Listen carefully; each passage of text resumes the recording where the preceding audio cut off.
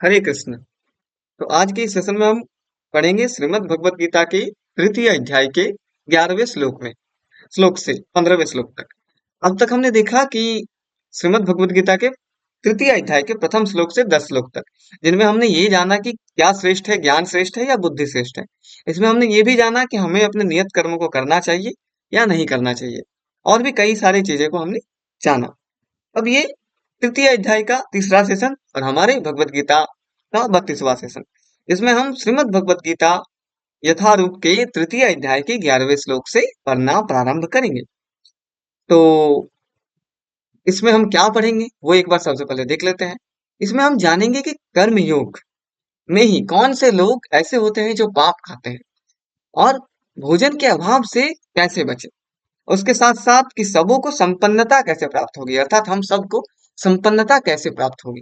जो देवताओं से मिले उपहारों को उनको अर्पित किए बिना भोगता है वो क्या कहलाता है। कौन से लोग पाप खाते हैं। अन्न उत्पन्न होने का सत्य क्या है, अन्न कैसे उत्पन्न होता है। भोजन के अभाव से बचने के लिए इस कलयुग में क्या करना चाहिए, और हमारे कर्म कैसे होने चाहिए। हम जो कर्म करें वो किस प्रकार होना चाहिए, वो हम कैसे करें। इसके बारे में श्रीमद् भगवत गीता में आपको इन 5 श्लोकों में पता चलेंगे, श्लोक 11 से श्लोक 15 तक। तो चलिए प्रारंभ करने से पहले भूमिका में कुछ मंत्र हैं जिन मंत्रों का उच्चारण करना बहुत शुभ होता है। तो पहले इन मंत्रों का उच्चारण कर लेते हैं, उसके पश्चात हम श्रीमद् भगवत गीता के तृतीय अध्याय प्रारंभ करेंगे, उसके 11वें श्लोक से प्रारंभ करेंगे।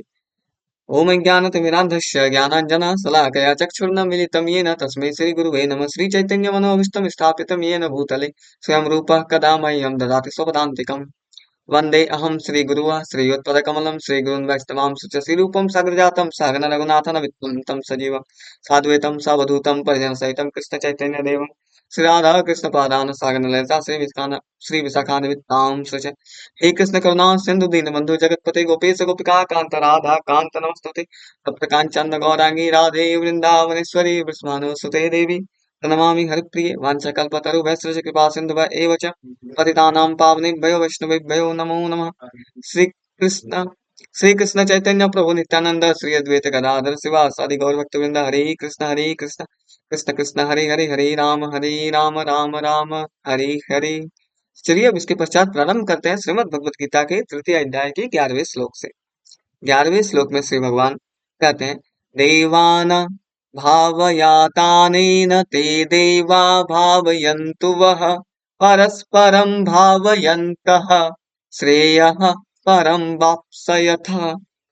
इसका अर्थ है कि यज्ञों के द्वारा प्रसन्न होकर देवता तुम्हें भी प्रसन्न करेंगे, और इस तरह मनुष्य तथा देवताओं के मध्य सहयोग से सबों को संपन्नता प्राप्त होगी।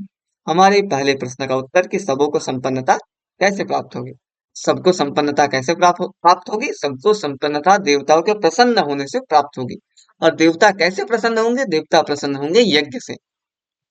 इस कलयुग में कौन सा यज्ञ सबसे अच्छा और सबसे उचित होता है। इस कलयुग में संकीर्तन यज्ञ सबसे अच्छा और सबसे उचित उचित होता है, जिससे हर तरह का पाप का विनाश होता है, और जिससे क्या क्या होता है ये सब हम आगे भी जानेंगे। तो तात्पर्य में प्रभुपाद जी लिखते हैं कि देवतागण सांसारिक कार्यों के लिए अधिकार प्राप्त प्रशासक हैं। प्रत्येक जीव द्वारा शरीर धारण करने के लिए आवश्यक वायु प्रकाश जल तथा अन्य सारे वर उन देवताओं के अधिकार में है, जो भगवान के शरीर के विभिन्न भागों में संख्य सहायकों के रूप में स्थित हैं। उनकी प्रसन्नता तथा अप्रसन्नता मनुष्यों द्वारा यज्ञ की संपन्नता पर निर्भर है। कुछ यज्ञ किन्हीं विशेष देवताओं को प्रसन्न करने के लिए होते हैं, किंतु तो भी सारे यज्ञ में भगवान विष्णु को प्रमुख भोक्ता की भांति पूजा जाता है। भगवत गीता में यह भी कहा गया है कि भगवान कृष्ण स्वयं सभी प्रकार के यज्ञों के भोक्ता हैं।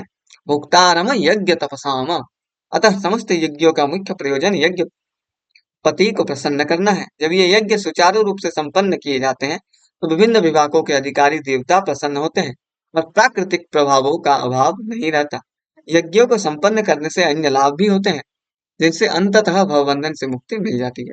यज्ञ से सारे कर्म पवित्र हो जाते हैं, जैसा कि वेद वचन है, आहार शुद्धो सत्व शुद्धो ध्रुवा स्मृत स्मृत लंबे सर्व ग्रंथि नाम विप्रमोक्ष। अर्थात यज्ञ से मनुष्य को एक खाद्य पदार्थ शुद्ध होते हैं, और शुद्ध भोजन से मनुष्य का जीवन शुद्ध हो जाता है। जीवन शुद्ध होने से स्मृति के सूक्ष्म तंतु शुद्ध होते हैं और स्मृति के तंतुओं के शुद्ध होने पर मनुष्य मुक्ति मार्ग का चिंतन कर सकता है। और ये सब मिलकर कृष्ण भावना अमृत पहुंचाते हैं, जो आज के समाज के लिए सर्वाधिक आवश्यक है। तो ये हम लोग इस श्लोक से हमें ये पता चलता है कि यज्ञ से भगवान अर्थात देवता प्रसन्न होते हैं, और जब देवता प्रसन्न होते हैं तो हमें जो भी चीजों की आवश्यकता होती है उसकी पूर्ति हो जाती है। लेकिन आगे आगे हम और भी जानेंगे कि भगवान श्री कृष्ण किससे प्रसन्न होते हैं। तो आगे 12वें श्लोक में श्री भगवान कहते हैं कि इष्टान भोगान हि वा देव दास्यन्ते यज्ञ भाविताः तदर्थान्न प्रदायेभ्यो यो भुङ्गते स्तेन एव सः। इस श्लोक को फिर से पढ़ते हैं। इष्टान्न भोगानिह वो देवा दास्यन्ते यज्ञ भाविताः तैदर्थान्न प्रदायेभ्यो यो यो भुङ्गते स्तेन एव सः। इसका अर्थ है कि जीवन की विभिन्न आवश्यकताओं की पूर्ति करने वाले विभिन्न देवता यज्ञ संपन्न होने पर प्रसन्न होकर तुम्हारी सारी आवश्यकताओं की पूर्ति करेंगे, किंतु जो इन उपहारों को देवताओं को अर्पित किए बिना भोगता है वह निश्चित रूप से चोर है। यहाँ पर श्री भगवान ये कहते हैं कि जो इन आवश्यकताओं को जो भगवान उपहार देते हैं उन उपहारों को देवताओं को अर्पित किए बिना भोगता है वह निश्चित रूप से चोर है। हमारे द्वितीय प्रश्न का उत्तर, जो देवताओं से मिले उपहारों को उनके अर्पित किए बिना भोगता है वो क्या कहलाता है? तो जो देवताओं से मिले उपहारों को उनको अर्पित किए बिना भोगता है वह निश्चित रूप से चोर कहलाता है, क्योंकि वो श्री भगवान से मिले हुए चीजों को देवताओं का अर्पित नहीं करता है। तात्पर्य में प्रभुपाद जी और अच्छे से समझाते हैं कि देवतागण भगवान विष्णु द्वारा भोग सामग्री प्रदान करने के लिए अधिकृत किए गए हैं, अतः नियत यज्ञों द्वारा उन्हें अवश्य संतुष्ट करना चाहिए। वेदों में विभिन्न देवताओं के लिए भिन्न भिन्न प्रकार के यज्ञों की संस्तुति है, किंतु वे सब अंततः भगवान को ही अर्पित किए जाते हैं। किंतु जो यह नहीं समझ सकता है कि भगवान क्या है, उसके लिए देव यज्ञ का विधान है। अनुष्ठानकर्ता के भौतिक गुणों के अनुसार वेदों में विभिन्न प्रकार के यज्ञों का विधान है। विभिन्न देवताओं की पूजा भी उसी आधार पर अर्थात गुणों के अनुसार की जाती है। उदाहरणार्थ मांसाहारियों को देवी काली की पूजा करने के लिए कहा जाता है, जो भौतिक प्रकृति की घोर रूपा है, और देवी के समक्ष पशु बलि का आदेश भी है, जो कि होता भी है। काली पूजा के समय पशु बलि का आदेश दिया गया है, किंतु जो सतोगुनी है उनके लिए विष्णु की दिव्य पूजा बताई जाती है। अंततः समस्त यज्ञों का ध्येय उत्तरोत्तर दिव्य पद प्राप्त करना है। सामान्य व्यक्तियों के लिए कम से कम 5 यज्ञ आवश्यक है, जिन्हें पंच महायज्ञ कहते हैं। सामान्य पुरुषों के लिए 5 यज्ञ आवश्यक होते हैं, किंतु मनुष्य को यह जानना चाहिए कि जीवन की सारी आवश्यकताएं भगवान के देवता प्रतिनिधियों द्वारा ही पूरी की जाती है। कोई कुछ बना नहीं सकता। उदाहरणार्थ मानव समाज के भोज्य पदार्थ को ले। इन भोज्य पदार्थों में शाकाहारियों के लिए अन्न, फल, शाक, दूध, चीनी आदि, और मांसाहारियों के लिए मांस आदि, जिनमें से कोई भी पदार्थ मनुष्य नहीं बना सकता। तो ये जो फल है, ये जो दूध है, ये जो शाक है, ये जो चीनी है, ये कुछ भी मनुष्य नहीं बना सकता। हाँ, चीनी को गन्ने से मनुष्य अवश्य बना सकता है, लेकिन वो गन्ना तो मनुष्य नहीं बना सकता, वो गन्ना प्रकृति से ही आती है। एक और उदाहरण ले, यथा उष्मा, प्रकाश, जल, वायु आदि जो भी जीवन के लिए आवश्यक है, इनमें से किसी को भी बनाई नहीं जा सकती। जी हाँ, उष्मा अर्थात जो हीट है, प्रकाश अर्थात रोशनी, जल, वायु, ये सब को भी मनुष्य खुद से नहीं बना सकता। परमेश्वर के बिना ना तो प्रचुर प्रकाश मिल सकता है, न चांदनी, वर्षा या प्रातःकालीन समृद्धि, जिनके बिना मनुष्य जीवित नहीं रह सकता। अर्थात भगवान के बिना मनुष्य जीवित किसी भी हाल में नहीं रह सकता। स्पष्ट है कि हमारा जीवन भगवान द्वारा प्रदत्त वस्तुओं पर आश्रित है। यहाँ तक कि हमें अपने उत्पादन उद्यमों के लिए अनेक कच्चे मालों की आवश्यकता होती है, यथा धातु, गंधक, पारद, मैंगनीज तथा अन्य आवश्यक वस्तुएं, जिनकी पूर्ति भगवान के प्रतिनिधि इस उद्देश्य से करते हैं कि हम इसका समुचित उपयोग करके आत्म साक्षात्कार के लिए अपने आप को स्वस्थ एवं पुष्ट बनाएं, जिससे जीवन का चरम लक्ष्य अर्थात भौतिक जीवन संघर्ष से मुक्ति प्राप्त हो सके। यज्ञ संपन्न करने से मानव जीवन का चरम लक्ष्य प्राप्त हो जाता है। यदि हम जीवन उद्देश्य को भूलकर भगवान के प्रतिनिधियों से अपनी इंद्र तृप्ति के लिए वस्तुएं लेते रहेंगे और इस संसार में अधिकाधिक फंसते जाएंगे, जो कि सृष्टि का उद्देश्य नहीं है, तो निश्चय ही हम चोर हैं, और इस तरह हम प्रकृति के नियमों द्वारा दंडित होंगे। चोरों का समाज कभी सुखी नहीं रह सकता, क्योंकि उनका कोई जीवन लक्ष्य नहीं होता।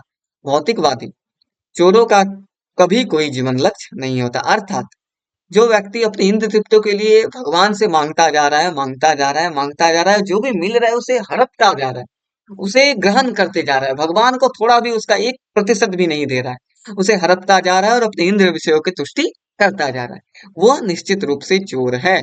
अगर आप श्री भगवान से कुछ अपनी जरूरत की चीजों को मांगते भी हैं, तो आपका कर्तव्य है कि आप उसे पहले श्री भगवान को अर्पित करें, उसके पश्चात आप उसे खुद ग्रहण करें। क्योंकि श्री भगवान को अर्पित किए बिना अगर आप कुछ भी चीज को ग्रहण करते हैं, तो आप निश्चित रूप से वह पाप को ग्रहण करते हैं। इसके बारे में हम अगले श्लोक में जानेंगे।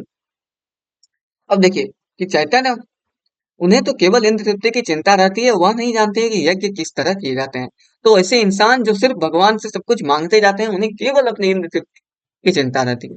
वह ये नहीं जानते हैं कि यज्ञ संपन्न कैसे होते हैं, यज्ञ किए किस प्रकार जाते हैं।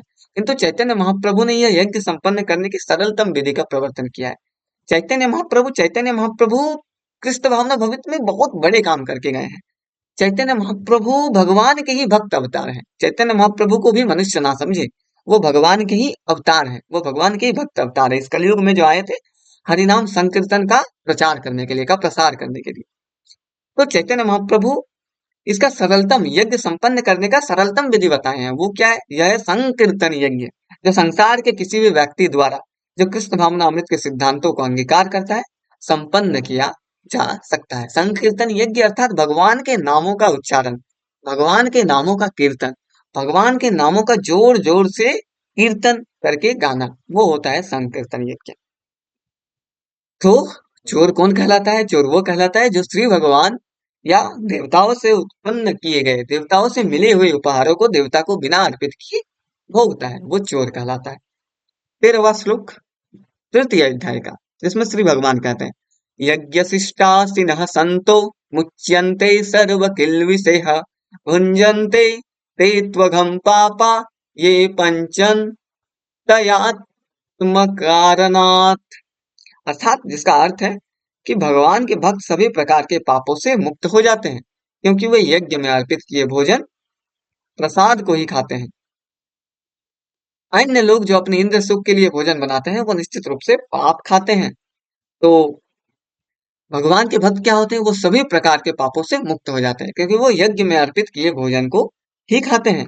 अन्य लोग, अन्य ऐसे कई सारे लोग हैं जो इंद्र सुख के लिए भोजन बनाते हैं, जो भगवान को भोजन अर्पित नहीं करते हैं, जो केवल स्वयं के लिए या इंद्र तृप्ति के लिए भोजन बनाते हैं, वे निश्चित रूप से पाप खाते हैं। ऐसा कहाँ लिखा गया है? श्रीमद् भगवत गीता में लिखा गया है। अर्थात श्री भगवान स्वयं ऐसा कहते हैं कि जो व्यक्ति श्री भगवान को अर्पित किए बिना भोजन को खाता है, वो निश्चित रूप से पाप खाता है। हमारे तृतीय प्रश्न का उत्तर, कौन से लोग पाप खाते हैं? तो भगवान के भक्त सभी प्रकार के पापों से मुक्त हो जाते हैं, क्योंकि वो यज्ञ में अर्पित किए भोजन या प्रसाद को ही खाते हैं। अन्य लोग जो इंद्रिय, जो अपने इंद्र सुख के लिए भोजन बनाते हैं, वह निश्चित रूप से पाप खाते हैं। इसके तात्पर्य में प्रभुपाद जी लिखते हैं कि भगवत भक्तों या कृष्ण भावना भवित पुरुषों को संत कहा जाता है। वे सदैव भगवत प्रेम में निमग्न रहते हैं, जैसा कि ब्रह्म संहिता में भी कहा गया है, प्रेमांजन चक्षुरीत भक्ति विलोचनेन संतः सदैव हृदयेषु विलोकयन्ति। अर्थात कि जो भक्त होते हैं वो भगवान को अपने हृदय में सदैव रखते हैं, वो संत कहलाते हैं। वो श्री भगवान के बारे में ही हर पल सोचते रहते हैं, उन्हीं का चिंतन हर पल करते रहते हैं। संतगण श्री भगवान गोविंद समस्त आनंद के दाता या मुकुंद, मतलब गोविंद को ही, भगवान कृष्ण को ही मुकुंद के नाम से भी जाना जाता है, जो कि मुक्ति के दाता, या कृष्ण सबों के आकृष्ट को उत्कृष्ट करने वाले पुरुष के प्रकार प्रेम में मग्न रहने के कारण कोई भी वस्तु परम पुरुष को अर्पित किए बिना ग्रहण नहीं करते। फलतः ऐसे भक्त पृथक पृथक भक्ति साधनों के द्वारा यथा श्रवण कीर्तन, संतगण श्री भगवान गोविंद, मुकुंद या कृष्ण सबों के आकृष्ट करने वाले के प्रगाढ़ प्रेम में मग्न रहने के कारण कोई भी वस्तु परम पुरुष को अर्पित किए बिना ग्रहण नहीं करते। फलतः ऐसे भक्त पृथक पृथक भक्ति साधनों के द्वारा यथा श्रवण कीर्तन, स्मरण, अर्चन आदि के द्वारा यज्ञ करते रहते हैं, जिससे वे संसार के संपूर्ण पापमयी संगति के कलमश से दूर रहते हैं। अन्य लोग जो अपने लिए इंद्र तृप्ति के लिए भोजन बनाते हैं, वो न केवल चोर है, अपितु तो सभी प्रकार के पापों को खाने वाले हैं। जो व्यक्ति चोर तथा पापी दोनों है, भला वो किस तरह सुखी रह सकता है? ये संभव नहीं। तो देखिए यहाँ पर प्रभुपाद जी क्या लिखते हैं कि जो व्यक्ति, यहाँ पर हम अच्छे से फिर से एक बार फिर से समझते हैं कि संतगण श्री भगवान गोविंद समस्त आनंद के दाता या मुकुंद मुक्ति के दाता या कृष्ण सबों को आकृष्ट करने वाले पुरुष के प्रगाढ़ प्रेम में मग्न रहने के कारण कोई भी वस्तु परम पुरुष को अर्पित किए बिना ग्रहण नहीं करते। अर्थात वो श्री भगवान को कोई भी वस्तु अर्पित किए बिना ग्रहण ही नहीं करते। फलतः ऐसे भक्त पृथक पृथक भक्ति साधनों के द्वारा यथा श्रवण कीर्तन स्मरण अर्चन आदि के द्वारा यज्ञ करते रहते हैं, जिससे वे संसार की संपूर्ण पापमयी संगति के कलमश से दूर रहते हैं। अन्य लोग जो अपने लिए या इंद्रिय तृप्ति के लिए भोजन बनाते हैं वो न केवल चोर हैं अपितु सभी प्रकार के पापों को खाने वाले हैं। जो व्यक्ति चोर तथा पापी दोनों हो, भला वो किस तरह सुखी रह सकता है। तो जो भगवान की भक्ति नहीं करता है, जो श्रवण कीर्तन स्मरण अर्चन आदि के द्वारा यज्ञ नहीं करता है, वह चोर एवं पापी दोनों कहलाता है। लेकिन जो ये करता है वह भगवान का भक्त होता है और उससे संसार की संपूर्ण पापमयी संगति के कलमश से वो दूर रहता है। तो भला वो किस तरह सुखी। अब देखिए, अन्य लोग हैं जो अपने इंद्र तृप्ति के लिए भोजन बनाते हैं, वो न केवल चोर हैं, यहाँ पर प्रभुपाद जी लिखते हैं कि वो सिर्फ चोर ही नहीं है, अपितु तो सभी प्रकार के पापों को खाने वाले हैं। जो व्यक्ति चोर तथा पापी दोनों है, भला वह किस तरह सुखी रह सकता है। यह संभव नहीं। अतः सभी प्रकार से सुखी रहने के लिए मनुष्य को पूर्ण कृष्ण भावनामृत में संकीर्तन यज्ञ करने की सरल विधि बताई जानी चाहिए, अन्यथा संसार में शांति या सुख नहीं हो सकता। तो शांति या सुख कैसे हो सकता है? संकीर्तन यज्ञ के द्वारा हो सकता है। संकीर्तन यज्ञ को कैसे पूरा किया जा सकता है?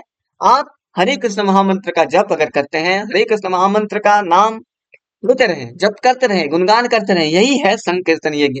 कि हरे कृष्ण नाम का जोर जोर से उच्चारण करना, ताली बजाते हुए उच्चारण करना, करताल बजाते हुए उच्चारण करना, ढोलक बजाते हुए उच्चारण करना, यही है संकीर्तन यज्ञ। 14वें श्लोक में श्री भगवान क्या कहते हैं? 14वें श्लोक में श्री भगवान अन्न के रहस्य के बारे में बताते हैं कि अन्न उत्पन्न क्या कैसे होता है, अन्न उत्पन्न होने का सत्य क्या है। तो चलिए पढ़ते हैं 14वां श्लोक तृतीय अध्याय का। अन्नाद भवति भूतानि पर्जन्य तान्न संभवः यज्ञाद भवति पर्जन्यो यज्ञः कर्म समुद्भवः।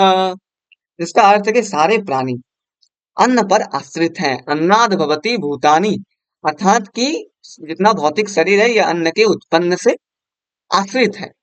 पर्जन्य मतलब पर्जन्य दान संभव, और जो अन्न है वो वर्षा से उत्पन्न होता है, वर्षा से ही उसका उत्पादन होता है। और जो वर्षा है वो कैसे होता है? यज्ञ संपन्न करने से होती है। और यज्ञ संपन्न कैसे होता है? वो कर्म से होता है। यही चीज है। इसका अर्थ ये है कि सारे प्राणी अन्न पर आश्रित हैं। जो वर्षा से उत्पन्न होता है, वर्षा यज्ञ संपन्न करने से होती है, और यज्ञ नियत कर्मों से उत्पन्न होता है। अर्थात कि प्राणी किस पर आश्रित है? प्राणी अन्न पर आश्रित है। अन्न किस पर आश्रित है? अन्न वर्षा पर आश्रित है। वर्षा किस पर आश्रित है? वर्षा यज्ञ पर आश्रित है। और यज्ञ किस पर आश्रित है? यज्ञ कर्म पर आश्रित है। तो घूम फिर कर हमारा कर्म से ही हमें भोजन मिलता है। ये सत्य भी है। अगर आप कर्म नहीं करेंगे तो आपको भोजन नहीं मिलेगा।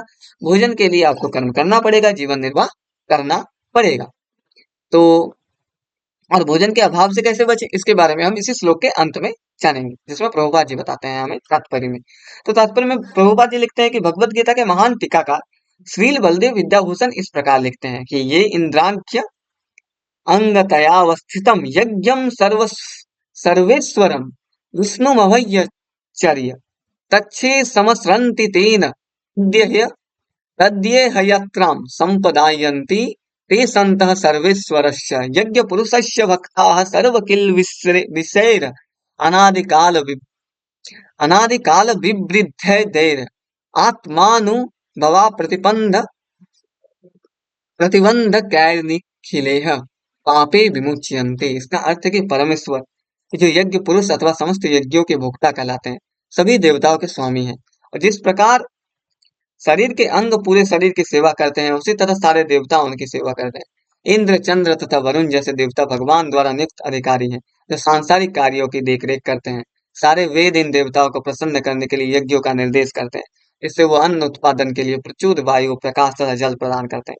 जबकि कृष्ण की पूजा की जाती है तो उनके अंग स्वरूप देवताओं की भी स्वतः पूजा हो जाती है। अतः देवताओं की अलग से पूजा करने की आवश्यकता नहीं होती। इसी हेतु कृष्ण भावनाभावित भगवत भक्त सर्वप्रथम कृष्ण को भोजन अर्पित करते हैं और तब खाते हैं। यह ऐसी विधि है जिससे शरीर के आध्यात्मिक पोषण होता है। ऐसा करने से न केवल शरीर के विगत पापमय कर्म फल नष्ट होते हैं, फिर तो शरीर प्रकृति के समस्त कल्मशों से निरापद हो जाता है। ध्यान दे, जो पढ़ रहे हैं उस चीज पर ध्यान देना अति आवश्यक है कि भगवान का भक्त कृष्ण को भोजन अर्पित करते हैं और तभी खाते हैं, क्योंकि इससे क्या होता है, इससे शरीर के आध्यात्मिक पोषण होता है। ऐसा करने से न केवल शरीर का विगत पापमय कर्म फल नष्ट होते हैं, अपितु शरीर प्रकृति के समस्त कल्मशों से निरापद हो जाता है। जब कोई छूत का राग जब कोई छूत का रोग फैलता है तो इसके आक्रमण से बचने के लिए रोगानुरोधी टीका लगाया जाता है। इसी प्रकार भगवान विष्णु को अर्पित करके ग्रहण किए जाने वाला भोजन हमें भौतिक संदूषण से निरापद बनाता है, और जो इस विधि का अभ्यस्त है वो भगवत भक्त कहलाता है। अतः कृष्ण भावनामृत व्यक्ति जो केवल कृष्ण को अर्पित किया भोजन करता है, वो उन समस्त विगत भौतिक दूषणों के फलों का सामना करने में समर्थ होता है, जो आत्म साक्षात्कार के मार्ग में बाधक बनते हैं।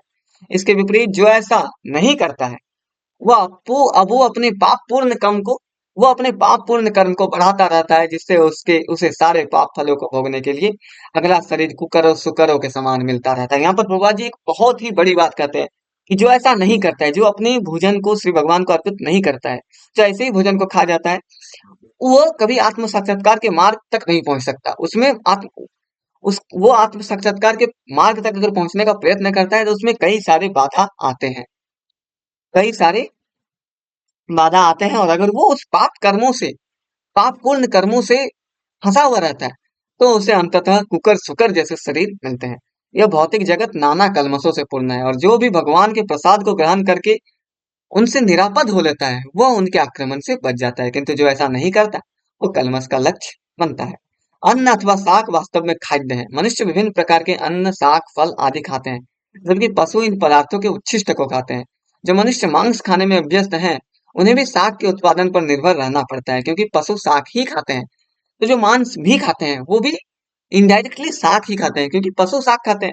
अतएव हमें अंततः गोतवा खेतों के उत्पादन पर ही आश्रित रहना है, बड़ी बड़ी फैक्ट्रियों के उत्पादन पर नहीं। खेतों का यह उत्पादन आकाश से होने वाली प्रचुर वर्षा पर निर्भर करता है, और ऐसी वर्षा इंद्र, सूर्य, चंद्र आदि देवताओं के द्वारा नियंत्रित होती है।